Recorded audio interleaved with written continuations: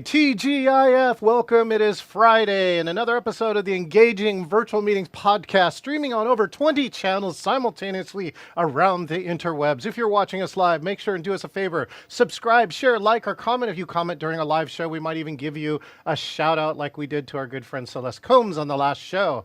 What else is going on here? Oh, you want more episodes here? Go to engagingvirtualmeetings.online. There are over 150 episodes and a new episode coming out every Wednesday. We're already queued up into October 2026, people. So subscribe and continue to get amazing new content.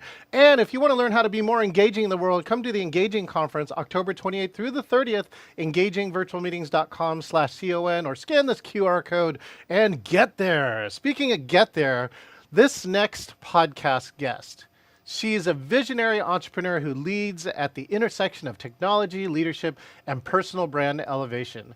As the tech CEO of Next Level Biz, she is the CEO of a cutting-edge digital marketing agency. She too, like me, is one of the 400 certified speaking professionals. Let the Blasian magic begin. Pronounced like Bruce Lee. Let's welcome Lethia Owens. Extended walk-in, extended walk-in. Oh my goodness. Lethea, how you doing? I am wonderful. So glad to be here, John, with the John Chen. Like it's a whole story in how we met, but the John Chen, I am honored to be here today. Well, I was honored. I got a chance to go to your previous chapter, NSA St. Louis, all right, and you just happened to be in town at the right time and grace me with your in-person presence. So great to see you. And of course, we saw you in Arizona. So Yes. many great things. So I'm looking forward to this little chat with Lethea. And but a few of my friends don't know who you are. Why don't you just take this moment and share who you are and what you do in the world? Oh, John, I am a geek at heart. I love technology. If it calculates beats or processes, I probably own it. Have the top of the line washer and dryer, even though I don't do laundry. But basically, I work with leaders, John, who want to turn chaos into their competitive advantage and turn obstacles into opportunities for growth and innovation. And I get to travel all over the world helping people really go from being change adverse to being at least change neutral to maybe even being a little bit excited about the changes that are happening in the world around us. So that's what I do. I love it. I'm sticking to it. And I get to do it every day, both in my leadership development company and also in Next Level Biz, which is my digital marketing agency. So how did you get into this? What did you do before starting these companies? I'm just curious a little bit about Lethea's origin story. Yeah, I mean, I have a computer science undergraduate degree, so I basically got my job after college and did the whole programmer thing. Loved it. Worked my way up into management, and actually, John, it's real briefly. I was being mentored by the VP of Learning and Development. I was in a program at State Farm for a program where they were trying to really develop future senior leaders. And for 2 years, she mentored me and she said, Lethea, I want you to go become a certified coach. And I'm like, okay, Lethea, I want you to go here and speak. And she created all of these opportunities for me to travel all over the country for State Farm, speaking on leadership, communication, team building. And I'm like, I am a leader in the IT department. Like, what am I doing? And one day she sat me down, John, and she said, Lethea, you are bigger than any opportunity State Farm could ever offer you. You were meant to travel the world, to write books, and to speak. 2 weeks later, I incorporated my company, and 11 months later, deuces, I was gone and I started my own company. Started as a professional speaker, but later, when my granddaughter was born, and at the age of 3 years old, I decided I would use my technology skills to create a company for my grandchildren that they could one day become a part owner with me. Hmm. And that's when the digital marketing agency was born because I used digital marketing to help me grow my speaking business. And a lot of my speaker friends were asking me for help.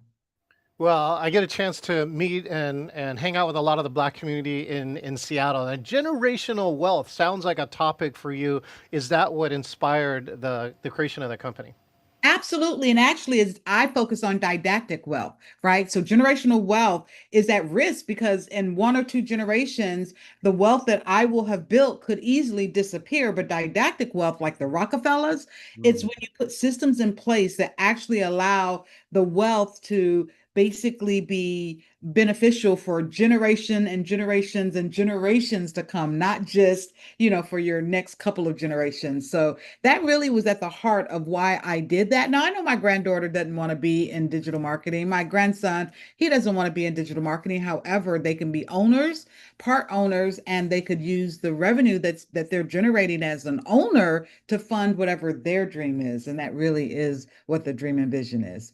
Well, you should definitely. I have not heard didactic wealth, so that is a term you could own unless somebody else has already done it. I haven't read about it, so that's a Somebody else. very cool piece. All right. And I don't know if you know that, right? That is the thing we have in common. I also graduated with a computer science degree from UC Santa Barbara.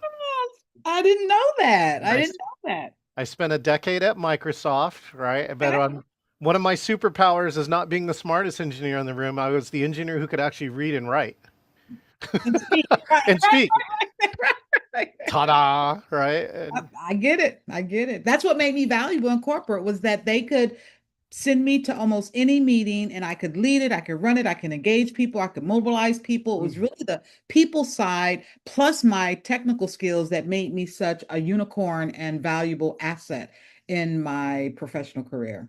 Well, I think there's two pieces in there too. For all the engineers who's listening to there too, right? This is why if you have that gift somewhere, right? The speaking and the writing and the communication abilities, use that because it is a very unique path. Many engineers don't have it, right? And then Lethea, on the women's side, I know there's lots of women who I talk to too about there were not enough women in STEM. And so I'm kind of curious, who inspired you to get into STEM before, your mentor at State Farm helped you? Actually, several women that no one would ever really know. But as this young girl, I had an opportunity to go into an internship program. And there were these women at the Marine base in Albany, Georgia, who took me under their wings. And I was just there like as a file paperwork kind of a staff worker. But there were all of these women in IT who were programmers and analysts, and they Hmm. took me under their wings.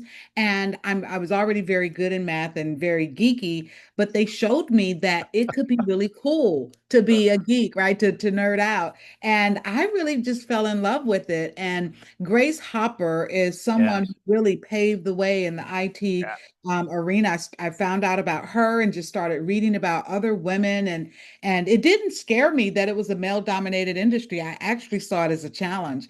And in one of my presentations, I have this slide that has middle-aged white man, a picture of me, middle-aged white man, and it says, which one of these is not like the other, right? And I had to find, and that's how I got into leadership branding, is Mm. I basically got a chance when I left corporate to talk about how do you make a name for yourself? How do you actually own real estate in other people's minds about who you are? And as a minority, a woman, like a double minority, a woman and an African American, I had to find a way to, not because of the color of my skin or not because I was a woman, but I had to find ways to basically demand respect for who I am and what I brought to the table, Yeah. because there were times when I was overlooked because I didn't look like, sound like, and act like one of the good old boys.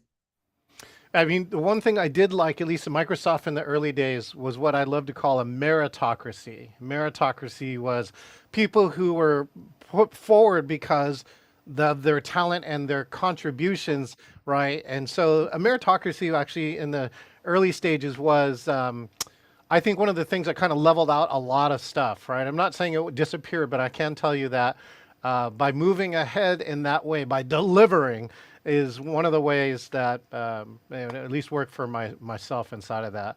Uh, so let's see. So you've done this. I'm trying to think. Well, let's see. Let's go. And now you talked about change. All right. Yes. And sometimes people who like to talk about change aren't always the same people who like change. So March of 2020 shows up, right? It's the largest change for any speaker in their right mind. When did you start your company again? I think it was pre-pandemic, right? Oh yeah, pre 20. I've been doing this for 20 years. So yeah, Woo. two Okay. thousand five. So March 2020, where are you and what happened and what did you do? So I was on the toilet. No, just joking, too much. So, basically, I was in St. Louis, Missouri, minding my own business, running my speaking company, and the world changed, right?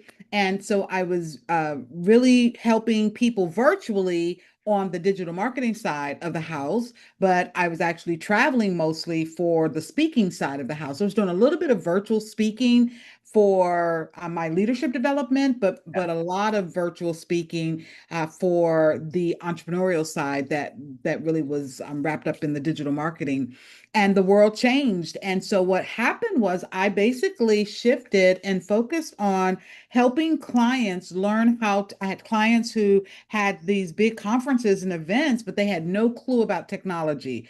And I helped them transition from, an in-person meeting to basically hosting it virtually. And also my university that I was a faculty member of, Washington University, I basically teach in the engineering management program, helping engineers who are, interested more in than just building widgets, but they want to learn how to lead and how to run companies. So I Yep. teach them marketing, I teach them leadership and communication. So I help the university basically figure out the strategy for how are we now going to educate all of these students. Many of them, 60% of the students are in China or from China. So all of a Whoa. sudden, I mean, if 60% of your student base is from China, then and they can't travel over to the US, now how do you, without an infrastructure for virtual meetings?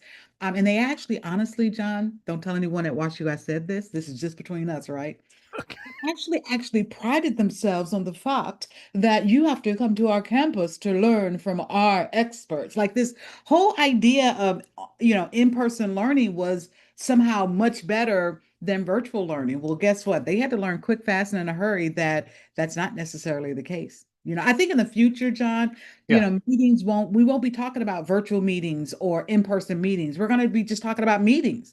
And the meeting value is going to be based on, was it worth my time? Right? It's not going to Right. be whether or not, oh, if it's an in-person meeting or if it's a virtual meeting, it has these characteristics. I think people are going to just really be focusing on just meetings. Like we're having a meeting and the tool and the vehicle is going to become irrelevant. It's, are you engaging? It's, is it worth my time? Should I just watch the stream, or should I really schedule time on my calendar to show up, whether it's in person or virtually? Well, you'll love my good friend Phil Mershon, who wrote a book called Unforgettable, recently posted about how he got a big name speaker and it flopped. And the Mm, reason why is because while it was a big name, it didn't connect to what the audience wanted.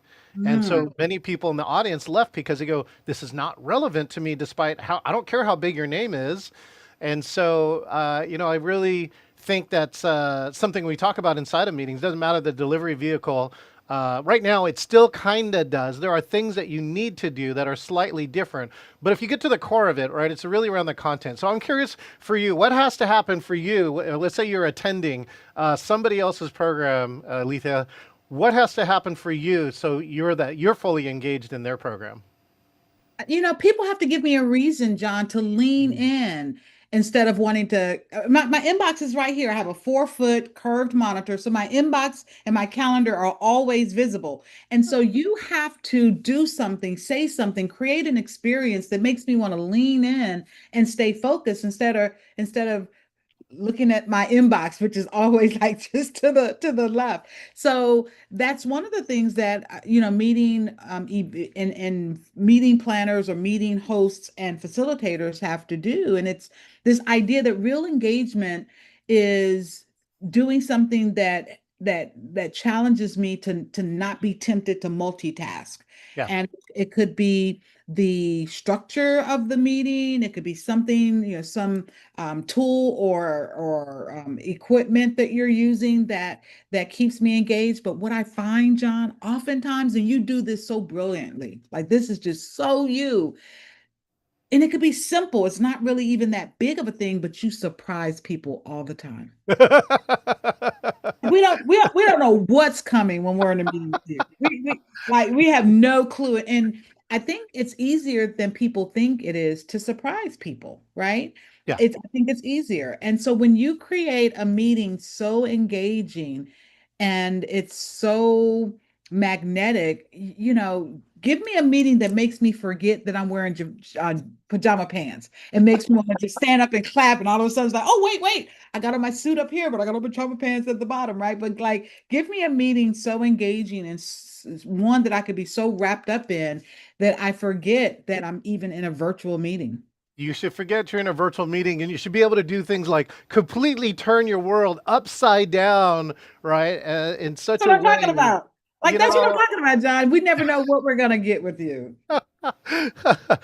things like that. Every time I show this too, like I was just like, people don't understand that this is actually my reality right Yeah. here, and Mhm. that still gains a oh my gosh, what whatever what's going on factor. But the ability to play music or sounds or other things like that is um, it gains the engagement, and I think there's something to the science of engagement, Lethia, which is like John Medina said it. You got to change something at least every 6 to 10 minutes.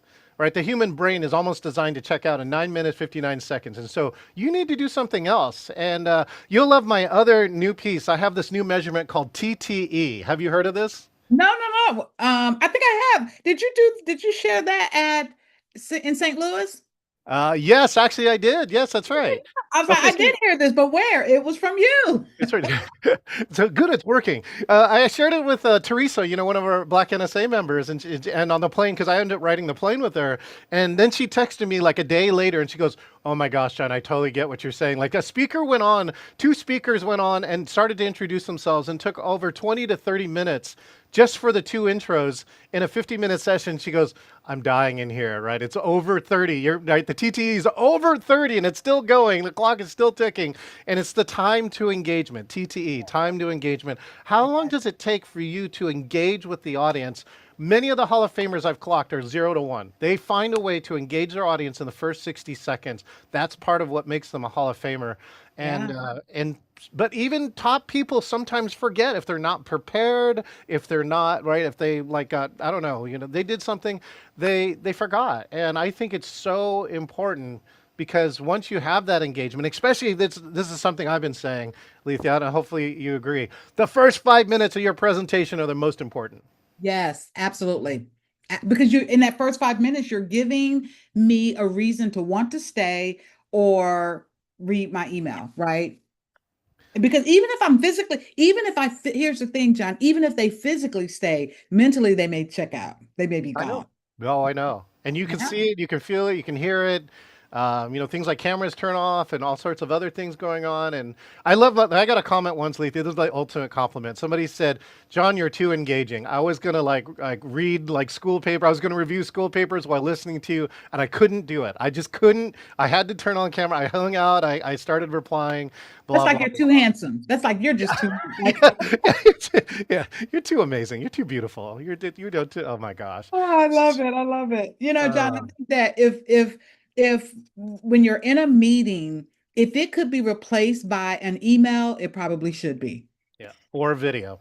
Yeah, like or video. Yeah. So we have to keep that in mind, right? We have to just keep that in mind when we're creating. We're really choreographing an experience. When you host a Yes. meeting, you're not just taking time off someone's calendar. You are really choreographing an experience. And when you look at it that way, you show up differently as the facilitator. And I think I like, and I hope this resonates with you. You're not only choreographing an experience, you're choreographing community. Yes. Connection, community, and experience, all of that pack. That's the juicy secret formula. And it's not even secret. Let's not, I mean, that's why you exist. You're making it such that it's not a secret, right? Practical. We want it to go from being a secret to practical. How does John do that? It's practical when you just understand these principles that you're teaching. Yeah, and it's around the mission, right? I know you're on your own mission. My own mission is right. Get rid of boring ass meetings. That's I right. said it. What we're not going to do today is remember Michael Brown from Influence. What we're not going to do today is participate in the boring meetings. That's what we're I'm gonna not have going to to. I should use a whole second section around that. That would be so good. I gotta do. write that. That would Hold on be a second. so I gotta cool. write that down. So What we're cool. not going to do today. What we're not going to do today. I might have to go invent a whole section for that. So thank you for that Yes. hopefully Yes. soon. Please let me know when you do. I can't wait to watch it. Oh my God. Maybe we'll have to freestyle. Oh, actually, you know what? I Ooh, have a that way would to. be so good going back and forth, like, oh my gosh, I am so in. I am so in. Oh, all right. Well, one thing that you are in, which is you're in technology, you have the ability to see some of the future. So Yes. what is the future of meetings for you, especially too? You want to blur the line between, virtual, in person, and hybrid. And what do you see the future the meetings like? What's on your wish list, or what do you think is something you see 10 years from now or so? I already talked about the fact that I think in the future we're not going to be talking about virtual meeting. I think the term will probably almost even disappear as the experiences become, creating those magnetic experiences that we're talking about become just the norm. Yep. But I think in the future we'll be judging meetings like a movie, right? We're going to Mm. be looking at it to see, is this the meeting that I just left? Was it engaging enough to warrant my time? But also, I think, kind of on a side note, AI is just really changing the world, especially of virtual meetings. And I think, John, we're gonna see ourselves in the future with meetings that have AI that can actually mimic people rolling their eyes and acting like they really care. but this other idea about the future, I think what excites me the most is this idea that we're going to live in a world where it's almost going to be demanded that meetings are hyper personalized, where Mm. people have experiences that match their interests, their energy level, and we're going to see meetings evolve, I believe, into these experiences that are customized for the person who's showing up. And that, I can't wait to see how that all unfolds. Ooh, have you ever read the book The Long Tail? No, I have not, but I have to write that one down, the long tail. And the reason why is because, like shopping used to be big boxes, meaning that the big stores used to dominate. And then you'd only see a limited number of products because it's whatever shelf space that they had. But things like Amazon has now created what they call the long tail, which is like a product only has to sell 1 to 3 units on Amazon for it to be profitable for them. That's why they can list hundreds of thousands of millions of products there. And they said there hasn't been a number one hit, right? We were listening to music beforehand. Our good friend Michael Jackson, the king of pop, there hasn't been somebody like him since then because everything now is hyper personalized. If you want like Latin, house, blues beat, you can get that, and you can. That's why there's, people are getting their needs satisfied in these hyper personalized areas, and so the long tail is about that. And you should take a look at that. I think it might help you maybe formulate something around there and show why this hyper personalization is important. I think it works because all of us as people, we're different. Yeah, I love that. I love that. And as we're talking about the future, I think the winners in the future, John, are going to be the people who create or choreograph meetings that use tech so brilliantly Mm. that the tech almost disappears Yes. and it really becomes more about the connection, and the connection is just totally unforgettable. Like when I think Yeah. about the future, that's really what I see when it comes to the power and the future and the use of virtual meetings. I'm going to give a shout out to one of my good friends and board member, Greg Bennick, and he just wrote an article about Lethia and I just went to National Speakers Association's largest conference called Influence in Arizona, and he wrote NSA My Way. And what he Mm. meant by that, he said, it took me 3 years, but I finally figured out for me to have my best experience. And he figured out it was like the first year he was chasing people, or first he was like, where's my gigs, right? And the second year was like, who do I need to talk to? Which Hall of Famer do I need to talk to? And this third year, he finally said he kind of dropped that and he figured out, he asked a different question. What's the authentic connection I could make today? Mm.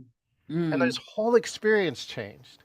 Mm. And that's kind of like again, for a conference, sometimes it might be about the education, it might be about the people, it might be the experiences. You don't know which part of it is, so you do have to provide different aspects of it. But knowing that it changes, and I do think Candace York does a great job of this. Things Yeah. like Dear World, there was this experience they brought that was really powerful, and she knew she needed to wait till she thought the audience was ready for it. and the timing was pretty good. I thought. I think a lot of people had a lot of impact from when she Yeah. brought this speaker in. Yes, yes. And that kind of ties back to the pre-conversation we had today about our most impactful part Oh, of influence, and this just the authenticity and yeah, the vulnerability and the realness yeah. that we both experienced this year. So yeah. And yeah, again, some of it is on us and some of it is on the conference itself, but it has to provide, like, facilitate. It has to make it easier, right? It's Mhm. very difficult to get 800 of us in one place. But once you do that, like 99% of the rest of the magic seems to happen. And I think Absolutely. that's why we Absolutely. go. All right. Well, you know what? This is what we're going to get to the fun part of this interview. This is called the speed round. So the speed round is I've been writing questions while I've been interviewing you, and I'm going to give them to you. If you're okay with it, I'm going to try and get you to answer them as quickly as possible. Okay. Okay. Okay. I Okay. love it. I love it. Here we go. First question in the speed round with Lethia Owens. The top computer program you've ever written. The top computer program I've ever written Yeah. has to do with certifying your brilliance. I wrote a program to help you turn your IP into a certified programming process. Oh, wow. One of mine was using name pipes, a precursor to internet, and it actually tested every permutation of name pipes, of which there are over 4,096 of them. Wow. Okay. Nobody at Microsoft have ever done it before. And I used a program to break an AT&T version of the networking for over 3 months while I Wow. Wow. sat in an office. All right. Uh, what are we not going to do today? What we're not going to do is come on camera or come on a Zoom and have your camera off and your mic muted and say that you're participating. That's what we're not going to do. What we're not going to do today is turn all both of our cameras off and not talk for 60 minutes of a podcast. You can do one more. What we're not going to do today is go into a breakout room and still have your camera off and your audio muted and think that you're going to participate. And what we're not going to do today is say the words, and now I'm going to share my screen. Don't say the words, people. Just do it. Just do it. I love it. All right. Things you appreciate about State Farm. Things I appreciate about State Farm is the culture, the culture of caring for their employees, and they have that as a brand to the outward world, but they live it inside of the organization. Oh, wait. I need a sound effect. Wait. There we go. A woman you admire most that you haven't talked about yet. A woman I admire most that I haven't talked about yet is Pat Summitt from the University of Tennessee Lady Vols, one of the winningest coaches in history. What sport? Basketball. Oh, my goodness. That genius. Wait, applause. Okay. An ally leader you respect. An ally leader I respect. I would say you, John. I so respect number one how giving you are. I swear there are three of you on this planet. I think you are a part of a triplet that you just won't admit it because I don't know how you can be everywhere all the time. But I also love not only how giving you are, but how smart you are, and you give it so freely, which makes people want to work with you, right? Like it's just part of the that magnetic marketing magic. Okay, well, here, I'm going to do some magic. Speaking of magic, right? And there's three of me. Let's see. Wait, can I do this part? Hold on, I got to do this trick. Hold on, let's see if I can do it. Ready? Oh, okay, that's good. Thank you for that. That made my whole day. Um, Absolutely. best virtual help that you gave during those early stages of pandemic. I built a whole set on a $500 budget and helped my client host a 3-day event. Probably, I think in May when everything was just shutting down and Yep. we didn't know about the tech and all of that stuff. And so we built a set and actually ended up with 1,200 people registering for that event. Wow. That's a huge win, especially in the May of 2020. And one Yes. of the secrets around there, Lethea, that most of the speakers I've talked to was service. Mhm. If you wanted to find your way as a speaker who just lost all your business, most of them who succeeded came around and saying, "How could I be of service to my clients and my people?" Absolutely. Yeah. Absolutely. So Absolutely. that's and again, Lethea is a volunteer leader herself, past president, past everything, past something something. So yeah. Um, but what's one thing you would say to would-be and youth wannabe engineers? I would encourage them to, while they're focused on mastering the tech side of what they do, spend as much time focusing on mastering the people and human side of what they do. It's going to make them so much more valuable if they balance their skill set and master both. Okay, for the Star Trek fans in the audience, wait for it. There we go. That was engage. Make it so. Make it so, number one. Oh, I'm watching a Strange New Things finally, and I'm Oh, we actually watched enjoying that last night. I watched I it last like it. night. Yeah. I actually am enjoying it. It got nominated for an Emmy. An Emmy. Okay. Uh, Best thing you've leaned into. The best thing I've leaned into lately Yeah. has just been leveraging the power of voice agents to really help take my marketing to that next level using the power of AI and voice agents and my CRM. So I am geeking out on that right now. Oh well, here I'm going to share. This is female voiceover I do on my intro video. I'm only going to play you 10 seconds. Here you go. Oh wait, that's my St. Louis video. Okay, I have to have a different hooked in. I'll have to get back to that. Okay, last one. Last question. Your best AI tip. My best AI tip. You might have just given it, but you can continue on.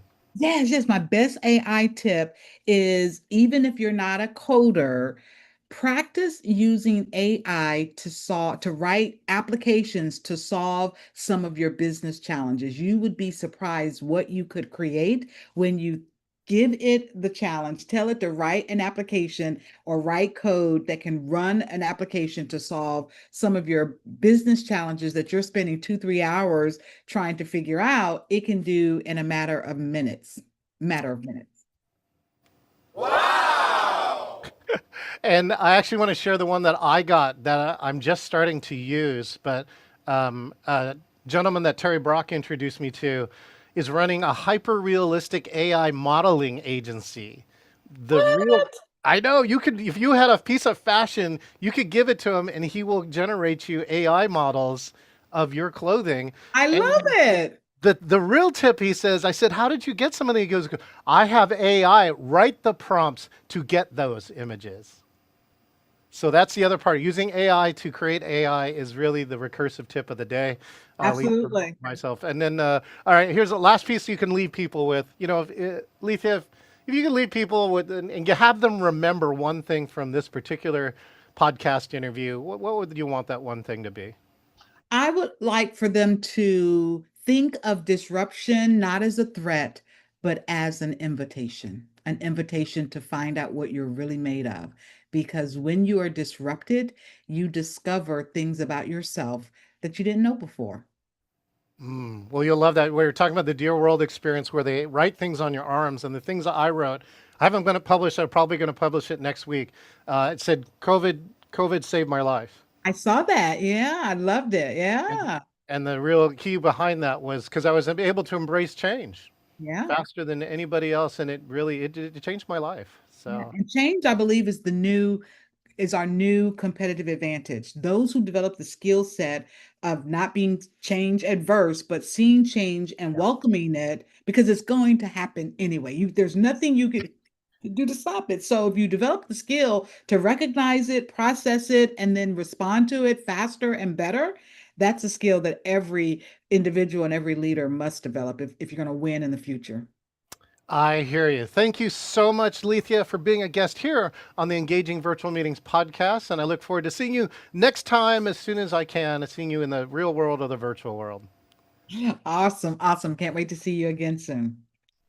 All right, we've been talking with Lethia Owens, right? And what's one of the keys that she just said?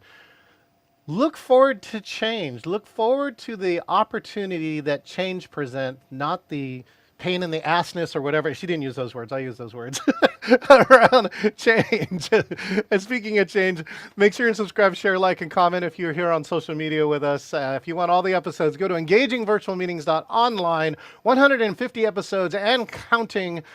We have over 200 in the books that are coming around. And if you want to learn how to be more engaging, come to the Engaging Conference, now starring Hall of Famer Tim Gard, and the brand new Cabot Award winner Brian Walter will also be presenting at this conference, engagingvirtualmeetings.com/CON. And last but not least, if you want to be like Lethia, then go to engagingvirtualmeetings.com/meet, select interview, and you too could be the next guest here on the Engaging Virtual Meetings podcast. Well, I'm going to go change the channel and I'll see you next time.